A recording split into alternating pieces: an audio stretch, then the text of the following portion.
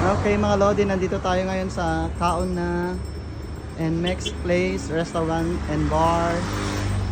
So kakain tayo ngayon ng bulalo dito sa may Kamalik Albay. Yan. Bicol Express, papakita ko sila mga pinagmamalaking putahe dito. Ito mga Lods, oh. Yan. Nandun yung travel body ko. Diba ako kumakain na.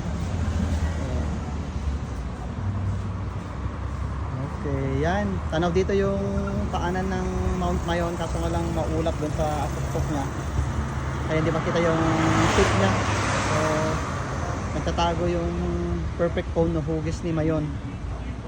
Pero ganun pa man, punta na dito. Thank God.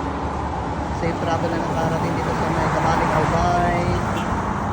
So, from Manila to Quezon to Naga, and now we are here in Kamalik Albay. Yan.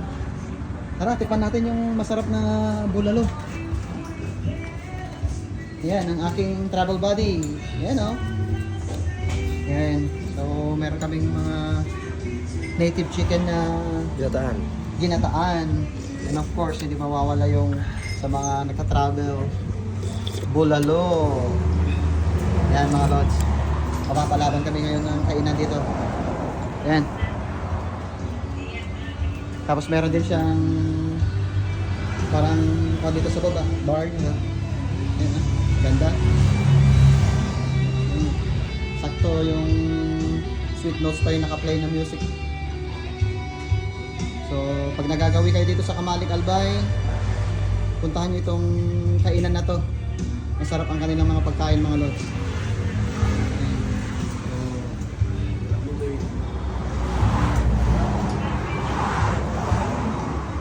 Está de pode?